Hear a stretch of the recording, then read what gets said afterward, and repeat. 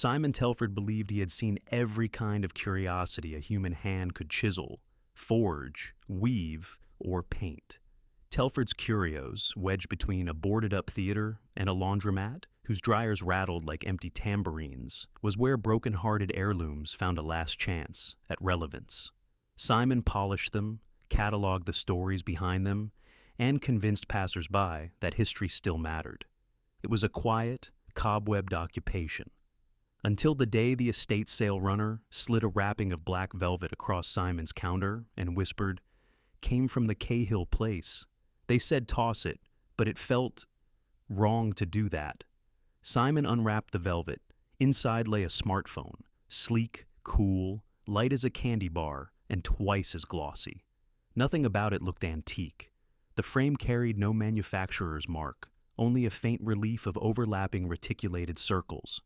The runner shifted his weight and muttered, "I can't get it to turn off. Battery won't die. Thought maybe you'd want it for parts." Simon nearly refused. Telford's curios catered to patrons who swore Wi-Fi was sorcery. But the thing possessed an odd, in-between quality. The glass panel reflected the dim Edison bulbs overhead with unsettling sharpness, as though the shop itself were inside the device and not the other way round. Simon offered $20. The runner accepted with visible relief, tucked the velvet under his arm, and hurried out into the drizzle. The phone's display brightened when Simon lifted it. No lock screen. The interface resembled a social media feed floating in inky depth. Rectangular panes stacked forever downward, each bearing a thumbnail view of Simon's shop. He pretended to scroll. A pane glided upward, revealing the next one, as ordinary as if a camera hovered invisibly over his shoulder, documenting the room in real time. Odd, but not sinister. Simon chuckled and set the phone on his cluttered desk. That night, curiosity gnawed him awake. He padded downstairs in robe and slippers and tapped the topmost pane. A palette of filters unfurled.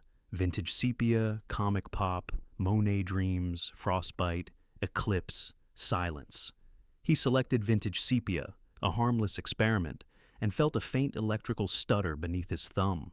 The Edison bulbs dimmed. Sepia seeped into the shop like spilled tea, turning brass candlesticks umber and silver lockets tarnished rose. Even Simon's robe dulled to coffee-stained brown. He swung a glance left and right, heart ricocheting in his chest. Then he looked at the phone. The feed now showed the shop in brown tones, annotated with a pulsing band of text. 2 viewers. Below that, a grayed-out heart with 0 likes. The effect faded in less than a minute, the shop colors blooming back to normal. Simon could have chalked it up to stress, but he was no longer young enough for self-deception to come cheap. He spent the remaining hours until dawn studying the phone. When he set it face down, the screen still hovered in his mind, demanding a second trial. Morning broke. Customers trickled inside, while the old grandfather clock stuttered its pendulum. At 11, Margie Hall from the State Heritage Committee stepped in to appraise a Civil War bugle. Margie squinted through her bifocals at the phone on the counter. "Get yourself a new toy, Simon." "Just processing." While Margie examined the bugle valves, Simon risked another test. He tapped Monet dreams. Watercolor hues slid across reality, softening hard edges with bleeding pastels. His leather ledger looked dipped in sunrise. Margie's suit blazer radiated lavender halos. Floating dust motes shimmered like paint flecks in turpentine. Margie gasped, turning a full circle. "Simon, are you doing lights? It's gorgeous." Simon canceled the filter. Colors snapped back.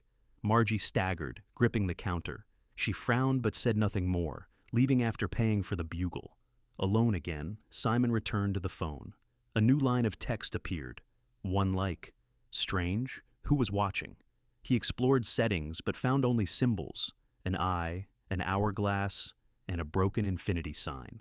Each pulsed liminally, warning him away. For 3 days Simon resisted further tampering. Business plodded, yet each evening the phone reported growing metrics. Views, 7. Likes, 4. Comments, 0. Who or what could be interacting? He powered it off. It ignored him, blooming alive seconds later, silent but unmistakably awake.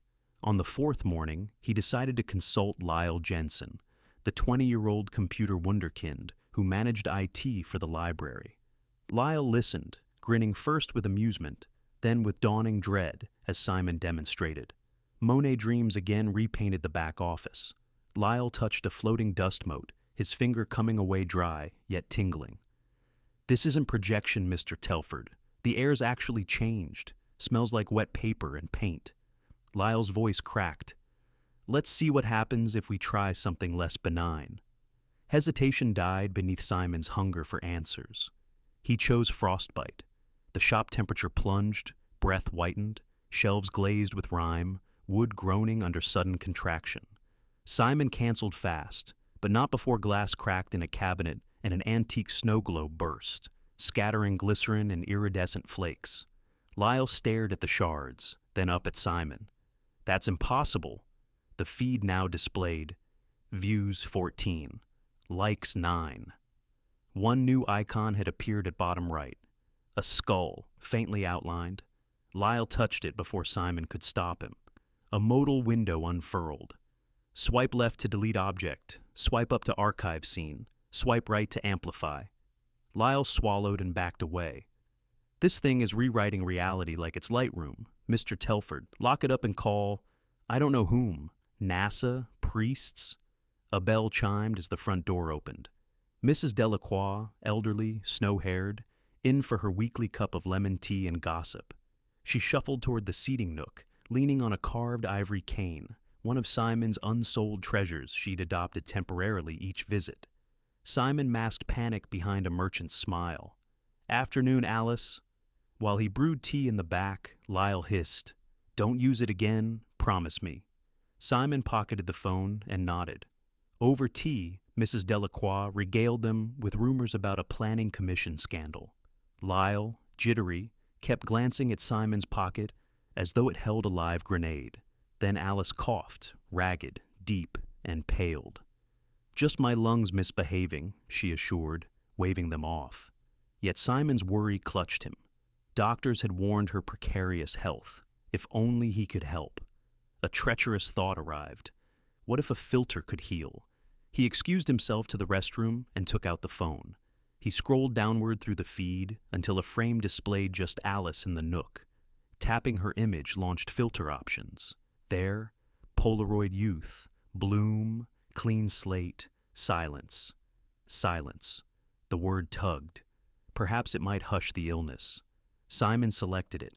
A hush rolled through the store, as though every sound were inhaled by an unseen lung. The ticking grandfather clock froze. Fluorescent hums ceased. Traffic outside muted. Alice's cough cut mid-rattle. For one petrified heartbeat, all was serene. Then Alice slumped sideways, teacup smashing. Lyle shouted, sprinting. Simon canceled the filter, but noise returned too late. Alice's eyes were open, yet blank, lungs still, lips parted like punctuation to a sentence never said. Lyle dialed emergency services. Simon knelt, pressing trembling fingers to her pulse. Nothing. Silence had stolen her. The paramedics tried, but at last zipped the body bag. The question in their eyes, what happened, mirrored the one roaring inside Simon's skull. Police interviewed him and Lyle. The tea set, the cold snap damage. Each detail painted a portrait of weird coincidence. They let them go with condolences. After dusk, Simon and Lyle sat in the back office, lit only by a banker's lamp. "It killed her," Lyle whispered. Simon stared at the phone, whose metrics now read, views 73, likes 58, comments 6. The skull icon had filled solid white. Lyle covered the device with an iron letterpress plate. "Bury it. Or study it," Simon murmured. "Understand the rules, undo what's been done." His guilt howled, but curiosity sharpened it into resolve. If filters can destroy, maybe they can restore. Maybe we can pull Alice back. Playing God never ends well. I'd rather try than live knowing I didn't. Lyle closed his eyes. Then we need precautions, lab conditions, isolation. They carried supplies into the basement, camping lanterns, bottled water, a first aid kit, and a dusty mannequin for test subject. Simon stapled tarps over shelves. Lyle chalked a grid on concrete, marking safe distance lines. They placed the phone on a small pedestal table at the grid's center, connected to a car battery through an inverter, an attempt to gauge electrical draw. Not that the thing seemed to need power. At 2:17 a.m., they resumed. The feed's topmost pane showed the basement in real time. Simon dragged it left. Archived frames shrank into thumbnails along the side, labeled by date and time. There, frozen halfway down, sat the moment Alice died. Thumbnail images flickered subtly, like cinemagraphs. Steam curling, eyes blinking. Alice's picture remained perfectly still. "Can we select her frame?" Simon asked. He tapped. A magnified view opened. Alice sipping tea, conversation mid-recount, alive. New buttons appeared. Revert, isolate, share. "Revert," Simon whispered. He pressed it. The basement lights dimmed. The phone vibrated violently. On the feed, the Alice frame climbed upward toward the present, pushing newer events aside like film strips reversing. The room smelled of ozone. Suddenly the motion halted. Pop-ups sprayed red. Insufficient engagement, like to continue? A heart icon glowed, waiting. "What does that mean?" Lyle asked. Simon thumbed the heart. The number beside it ticked from 0 to 1. Nothing more happened. "Need more likes," Lyle reasoned bleakly. "An audience empowers it." Simon imagined a cosmic crowd, hunger and applause fueling history's remixes. He had but one more resource, his antique shop's modest social presence. He rarely used it, but followers loved oddities. He opened his store's Instagram on a normal phone, posted a cryptic photo of the strange device captioned, "Live Magic Demo Soon, like for surprises." Within minutes, hobbyists and nostalgia buffs responded with clicking hearts. The cursed phone updated, likes 17. It glowed, gears realigning inside unseen mechanisms. The revert bar nudged another inch, then froze again. Required likes, 100. "How do we harvest that fast?" Lyle asked. Simon grabbed a box of 19th century daguerreotypes, arranged them around the pedestal, and took stylized photos with dramatic hashtags. Ifbal Forgotten Tech, Real Magic, Time Machine. Social media wildfire spread among paranormal forums. Likes climbed, 50, 72, 88. As the counter rose, the basement temperature wavered, dust swirled in micro-eddies. The mannequin's plastic hair fluttered. The revert bar neared completion, stalling at 99 likes, one short. Simon's eyes fell on Lyle. Joined by silent agreement, they both logged into half-abandoned family accounts, pressing the final heart. The basement convulsed with blinding white. When vision returned, the pedestal was empty. The phone lay cracked on the floor, screen spidered. On its shattered face flickered one last feed. The shop's seating nook. Alice Delacroix sat upright, cane across her lap, mid-sentence, alive. Simon sprinted upstairs. There she was, startled by his sudden entrance. "Why, Simon Telford, are you all right? You look like you've seen a ghost." She had no memory of collapse, her teacup unbroken, tea still steaming, time revised. Relief swamped him, but jubilation bled away when he returned to the basement. Everything else remained: split snow globe, cracked glass cabinet, frost damage, the collapsed paramedics wrappers upstairs, paradoxes stacked like nesting dolls. The feed on the phone had gone dark except for one new metric: followers 1,000. Lyle inspected the crack. "Screen's dying? Maybe the curse with it?" "No," Simon said, pointing to the follower count. "It's growing." Even as they watched, it ticked to 1,003, total 11. Without posting, without signal, the phone attracted watchers. "What happens when it hits, say, 1,000,000? Lyle asked. They did not find out that night. They boxed the phone within an iron-bound sea chest layered with salt and Bible pages, then locked it in Simon's private vault, a cast-iron strongroom meant for pocket watch collections.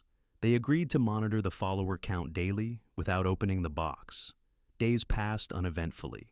The town absorbed its routine: rain-polished sidewalks, distant train whistles. Simon's nightmares, however, teemed with filters. frostbite turning lungs to icicles, silence erasing continents, eclipse lowering a permanent night.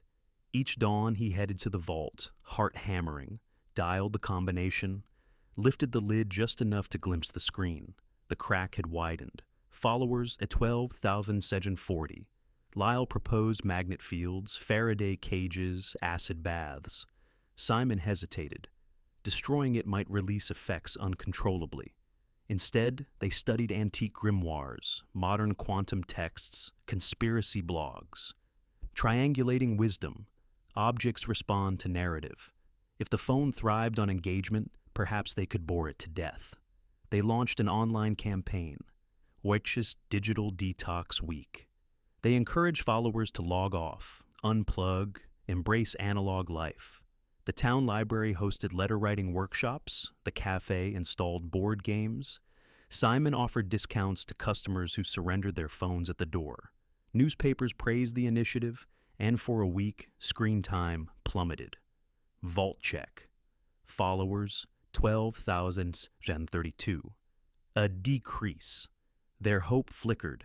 Then a syndicated radio host ridiculed the detox fad, urging listeners to snap selfies with their phones chained to their wrist.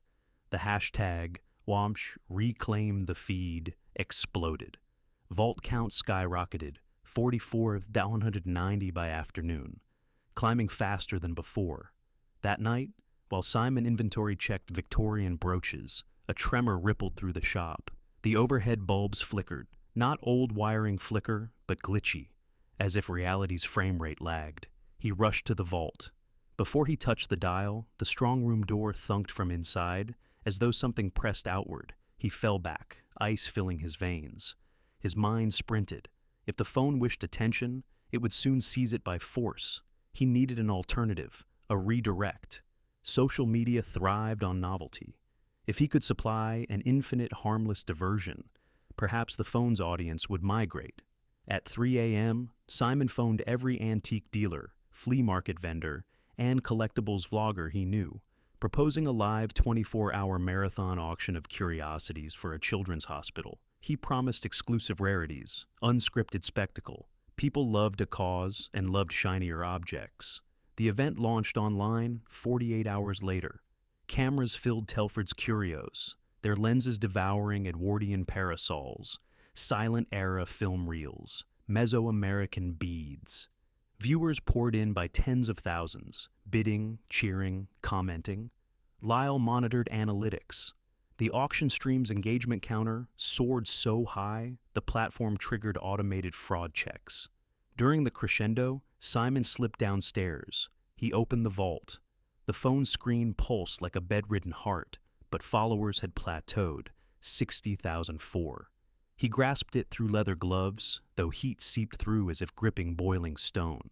He carried the phone to the broadcast table, slid it among the auction lots atop a lace runner. Audiences glimpsed the device. Comments exploded. "What phone is that?" "Easter egg." "Auction the mystery phone." Simon raised a microphone. "Friends, this final lot defies classification. A single edition smartphone, maker unknown, rumored to reshape how you see the world." Bids rocketed. In 5 minutes, the price eclipsed every Victorian bauble combined. The winning bidder, a reclusive tech tycoon's philanthropic foundation, known for sealing unusual artifacts in private museums. Payment processed. A courier helicopter thundered overhead before dawn, collecting the phone in a lead case. Simon watched its departure with mingled triumph and dread. He had not destroyed the curse, only relocated it, but at least the town was safe. For now. Weeks rolled by. Alice continued her tease, unaware of second lives. Lyle disappeared into research grants, scribbling a thesis on ontological UX design. Simon reshelved his inventory. The store's ordinary hush returned. Yet every so often, he caught reality flickering, shadows briefly pixelating, colors leveling like software calibration. Somewhere, someone was still swiping. One evening, a padded envelope arrived without return address. Inside lay a Polaroid photograph. Simon's shop facade rendered in a saturated comic pop palette. Shop sign bulging with halftone. Underneath, a handwritten note. We're still watching. New updates coming soon. Simon set the Polaroid under the counter glass where customers couldn't see. He locked the front door, turned off the Edison bulbs, and listened to the darkness breathe. Outside, car headlights stretched like neon brushstrokes, filters on a canvas he could no longer trust. Yet he straightened his shoulders and flicked on the display window's lamp, illuminating a brass telescope pointed at the street. The placard beside it read, "Look closely. The world always changes when you're not looking." Anne Simon, antique shepherd of forgotten stories, prepared for the next revision, ready to curate whatever reality scrolled in with the dawn.